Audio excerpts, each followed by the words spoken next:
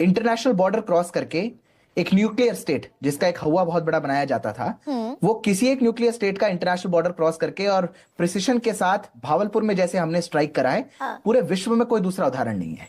Nuclear state पर हमला हो गया, पर कोई ऑर्गेनाइजेशन ऑफ इस्लामिक कंट्रीज की जॉइंट स्टेटमेंट हमारे खिलाफ नहीं आई। और क्या भारत ने कोई डील वाकई साइन की है क्या अमेरिका से? और जो लोग भी अमेरिका के राष्ट्रपति को जानते हैं, वो सब जानते हैं कि वो अपनी डोमेस्टिक ऑडियंस के लिए सब कुछ कर रहा है। डोनाल्ड ट्रंप ने जो यूएस की कोर्ट में एफिडेविट दाखिल किया, वो भी झूठा एफिडेविट दाखिल कर दिया। मैं तो कहता हूं गरिमा जी, उनने जो बयान दिया, जहां बयान दिया, वो जाने और उनका देश जाने। ये बात आपको समझनी पड़ेगी। ये जब देश की सेना जब चाहेगी, हम जब तय करेंगे। किसी राष्ट्रपति के ट्वीट पर डिसाइड होगा क्या भारत क्या करेगा? हमने 93,000 बंदी बना लिए 71 के युद्ध के अंदर। हम अपने 55 लोग नहीं ले पाए, उनके 93,000 लौटा दिए। पीओके नहीं ले पाए, किसने सेटिंग करी थी? हमने एक ऑपरेशन सिंदूर 22 मिनट के अंदर 9 ठिकानों पे करके आतंकवादियों के आकाओं को मारा। 100 से ऊपर आतंकी मारे गए। यह हमारा एक्शन था। हेलो फ्रेंड्स, आज की डिबेट बहुत ही मज़ेदार और तार्किक होने वाली है। आज की डिबेट में हम देखेंगे जानी मानी एंकर गरिमा सिंह अपने चिर परिचित अंदाज में विपक्षी पार्टियों द्वारा उठाए गए सेना पर सवाल हो या ट्रंप द्वारा दिए गए बयान को प्राथमिकता देते हुए भाजपा प्रवक्ता से बार बार सवाल करती नज़र आती है कि क्या बीजेपी को एयर स्ट्राइक पर विपक्ष को जवाब नहीं देना चाहिए। इसी पर भाजपा प्रवक्ता सिद्धार्थ यादव ने बहुत ही तगड़े अंदाज में गरिमा सिंह के हर एक सवाल का जवाब बहुत ही तरीके से दिया एवं गरिमा सिंह को पूरी तरह से धो के रख दिया। तो डिबेट का पूरा मजा लेने के लिए वीडियो को अंत तक जरूर देखें। धन्यवाद। सिद्धार्थ, मैं सवाल ये पूछ रही हूँ आपसे कि आज प्रधानमंत्री ने भोपाल में जो कहा कि ये इतिहास का सबसे बड़ा और सबसे सफल ऑपरेशन रहा ऑपरेशन सिंदूर, तो यानी कि ये मान लिया जाए कि ऑपरेशन सिंदूर बाकायदा ऑफिशियली खत्म हो गया, क्योंकि ऐसी घोषणा तो अमूमन किसी भी युद्ध के समाप्त होने पर की जाती है ना? क्या बोला तूने? गरिमा जी, जब बात बिल्कुल साफ साफ कही जाए तो मुझे लगता नहीं कि उसमें बहुत गुंजाइश डाउट की रह जाती है। देश ने साफ साफ कहा है कि ऑपरेशन सिंदूर अभी खत्म नहीं हुआ, तो हम उसको मान लें या कोई और बात करें, मुझे लगता नहीं कि वो उचित होगा। देश के प्रधानमंत्री ने बहुत ठीक बात कही। इंटरनेशनल बॉर्डर क्रॉस करके एक न्यूक्लियर स्टेट जिसका एक हवा बहुत बड़ा बनाया जाता था, वो किसी एक न्यूक्लियर स्टेट का इंटरनेशनल बॉर्डर क्रॉस करके और प्रिसिशन के साथ भावलपुर में जैसे हमने स्ट्राइक करा है, पूरे विश्व में कोई दूसरा उदाहरण नहीं है। ये बड़ी अच्छी बात कही है। अमेरिका जिसकी चर्चा और कांग्रेस पार्टी जिसको बहुत बड़ा मानती है, उन्होंने भी न्यूक्लियर स्टेट के कभी इंटरनेशनल बॉर्डर को क्रॉस करके किसी स्टेट में हमला नहीं करा। इसके बावजूद पूरा विश्व आज एक तरीके से हमारे साथ खड़ा है। कोई यूएन सिक्योरिटी काउंसिल में भारत के खिलाफ प्रस्ताव नहीं आया। न्यूक्लियर स्टेट पर हमला हो गया, पर कोई ऑर्गेनाइजेशन ऑफ इस्लामिक कंट्रीज की जॉइंट स्टेटमेंट हमारे खिलाफ आई। कोई वैश्विक डेलीगेशन, कोई WTO की, कोई किसी और की, वो हमारे देश में नहीं आई। हमने इंडस वाटर ट्रीटी जिसको अभियंस में डाला, जिसको एक्ट ऑफ वॉर माना जाता है क्योंकि वो WTO की ट्रीटी थी, हमने उसको बीच में समाप्त कर दिया। उसकी मध्यस्थता कराने पूरी दुनिया से हमारे बीच में कोई नहीं आया। कोई अपने देशों से डेलीगेशंस बना करके भारत में नहीं भेज रहा कि लाइए हम कश्मीर पर बैठ करके बात करते हैं। तो जब किसी ने ऐसी हिमाकत करी और हमने उनके आकाओं को उनके घर में घुस करके प्रिसिशन के साथ मार दिया हो, तो ये निश्चित तौर पर इतिहास के अंदर एक बहुत बड़ा और बहुत सफल एक ऑपरेशन था। शाबाश बेटा, बहुत बढ़िया। तो ये और मैं एक सवाल और बात क्या आपको कहता पूछा जाना कि चाहिए? दुनिया में ये पढ़ाए जाने वाला आप इसके पहले भी मेरे साथ डिबेट में बैठे हैं और मैंने नेशनल इंटीग्रिटी को हमेशा हाईएस्ट रैंक पर रखा, और मैं क्या पूरा देश रखता है। ये सवाल पूछा जाना चाहिए क्या सिद्धार्थ, ये ट्रंप क्यों बेगानी शादी में अब्दुल्ला दीवाना की तरह बर्ताव करते दिख रहे हैं भारत से? और क्या भारत ने कोई डील वाकई साइन की है क्या अमेरिका से? नहीं। बयान है, एज इट इज पढ़ देती हूं आपके लिए। Pakistan representatives are coming in next week, we are very close to making a deal with India. देखिए गरिमा जी, क्या ये सवाल पूछा जाना चाहिए? आपने पूछा। मैं कहता हूं हाँ, पूछा जाना चाहिए। मेरा प्रश्न आपसे यह है, कब तक पूछा जाना चाहिए? देश के विदेश मंत्रालय ने जवाब दे दिया, देश के विदेश मंत्री ने जवाब दे दिया, भारत के सभी अधिकारियों ने जवाब दे दिया। क्या फिर भी सवाल पूछा जाना चाहिए? Good question, you are a good question. नहीं, ये अगर भाई ट्रंप की सनक होती कि वो वॉशिंगटन पोस्ट में जो बाकायदा आर्टिकल लिखा गया कि 21 मिसलीडिंग दावे करते हैं ट्रंप हर रोज, लेकिन ये तो अदालत में बाकायदा एफिडेविट सबमिट किया ना, ये जरूरी हो जाता है क्या फिर?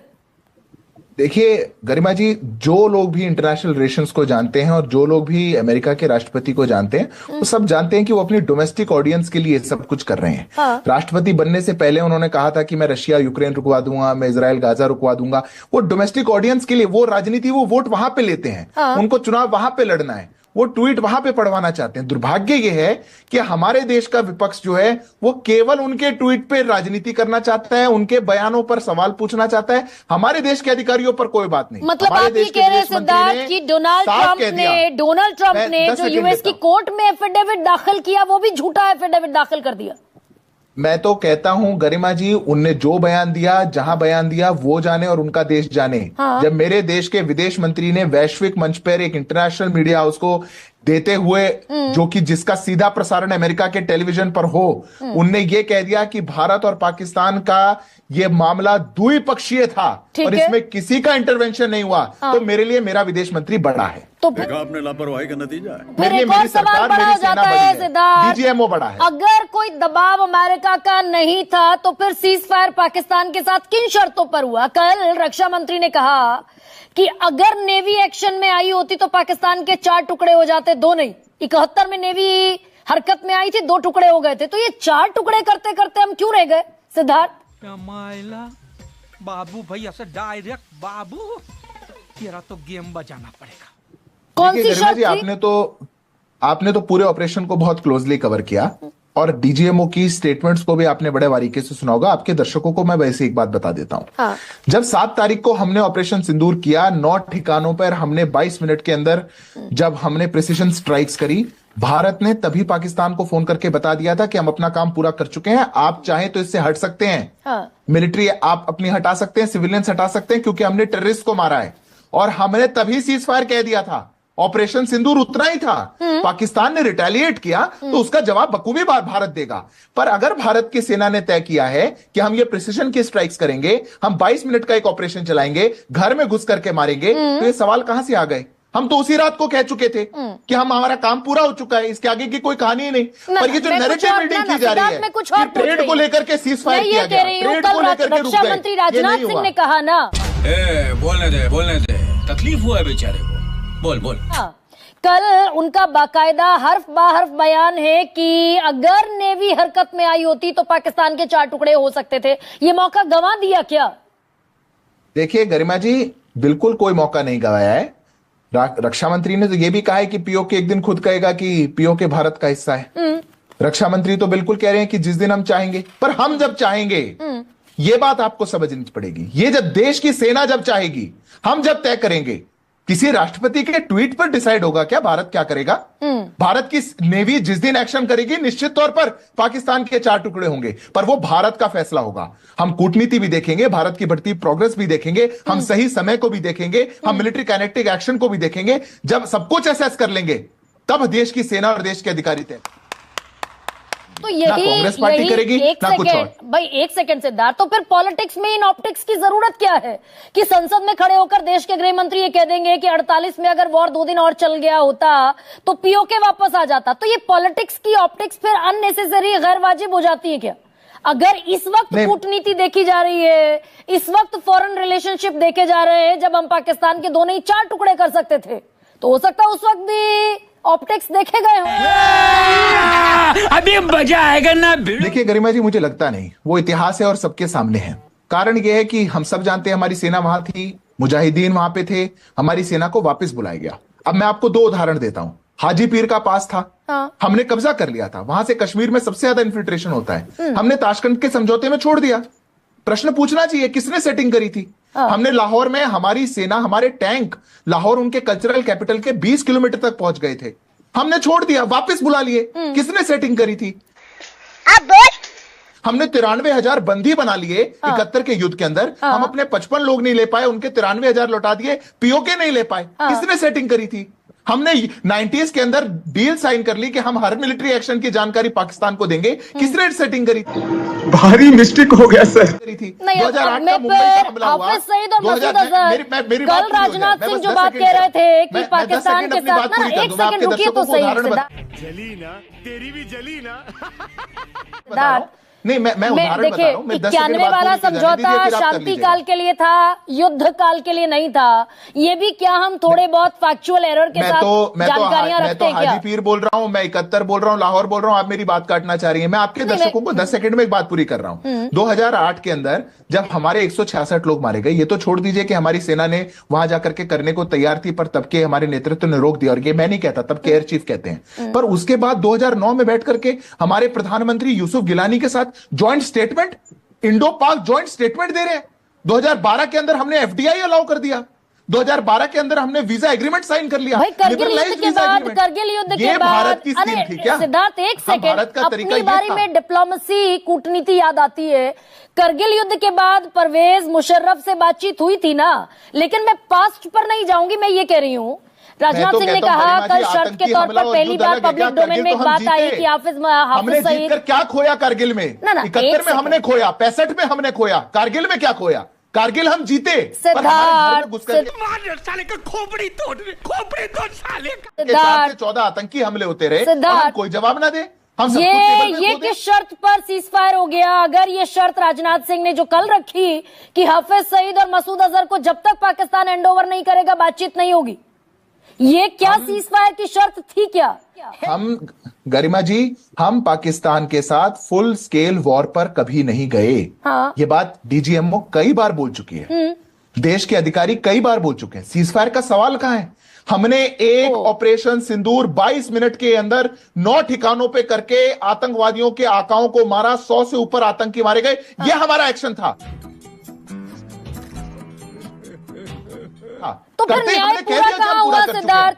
सीज फायर कहां हुआ? अगर फुल ऑपरेशन में गए ही नहीं, लार्ज स्केल वॉर पर गए नहीं, तो न्याय कहां पूरा हुआ? 9 ठिकाने तबाह कर दिए, 12 ठिकाने अभी भी बाकी हैं। अच्छा, जो आईबी की रिपोर्ट है कि 21 ठिकाने हैं। गरिमा जी, आपकी परिभाषा हो सकती है और आपको अधिकार है, लोकतांत्रिक देश है हमारा। आप बिल्कुल सोचिए कि जब तक पूरा युद्ध पाकिस्तान के साथ नहीं होगा, हमारा कोई न्याय नहीं होगा। देश के जो पीड़ित थे, देश की सरकार ने जो एक बदला हुआ बदले हुए भारत की एक परिछाई सामने रखी है कि कोई आएगा तो जब तक तुम सोचोगे नहीं, सर्जिकल स्ट्राइक कर देंगे, एरियल स्ट्राइक कर देंगे और भावलपुर तक में घुस करके मार सकते हैं भारत की। जिस दिन फुल स्केल वॉर करना होगा, पाकिस्तान के 4 नहीं 10 टुकड़े करने होंगे, जिस दिन हमारी सेना को लगेगा वो भी होगा। आप राजनीति करना चाहेंगे उसके बीच में, उतना बड़ा हमला नहीं था कि फुल स्केल वॉर की जरूरत थी। लोकतंत्र है हमारा देश तो, और पहलगाम का हमला करना चाहिए। अरे भाई सुन तो लीजिए ना प्लीज। बोलने दे, तकलीफ हुआ है बेचारे को। बोल। पहलगाम का हमला उतना बड़ा अटैक नहीं था भारत माता की आत्मा पर कि उसके लिए लार्ज स्केल युद्ध की जरूरत थी। मैं तो कहता हूं गरिमा जी, ये बात या ये निर्णय आपके टीवी शो पर बैठ करके नहीं होंगे। मैं माफी के साथ कहता हूं, ना आप पीएमओ है, ना आप डीजीएमओ है, ना आप रक्षा मंत्रालय है। गजब बेइज्जती है। ये फैसले हमारी देश की सेना करती है। आप टीवी पर नैरेटिव बना सकते हैं, बिल्कुल बखूबी बनाइए, कोई फर्क नहीं है। पर यहां बैठ करके आप तय करेंगे कब फुल स्केल वॉर होगा या कब मिलिट्री काइनेटिक एक्शन होगा, कब लिमिटेड वॉर होगा। ये नहीं हो सकता। Absolutely correct. Neither I am PMO, प्यारी समझ गई, नॉर आई एम डीजीएमओ। मैं एक सादी सी, बड़ी छोटी सी, बड़ी अदना सी पत्रकार हूं, लेकिन मैं ये जानती हूं कि सेनाओं के कमांडर हमारे राष्ट्रपति होते हैं। राष्ट्रपति केंद्रीय कैबिनेट की सिफारिश पर काम करते हैं, तो केंद्रीय कैबिनेट की सिफारिश पर राष्ट्रपति काम करेंगे, राष्ट्रपति के आदेश पर सेना काम करेगी। तो यानी कि हमारी सेनाओं को वो आदेश नहीं था कि लार्ज स्केल वॉर पर जाया जाए पाकिस्तान के खिलाफ। गरिमा जी, हमारी सेनाओं को जो आदेश था, वो मेरे को गर्व होता है भारतीय नागरिक के नाते कि उन्होंने उसको बखूबी करके दिखाया।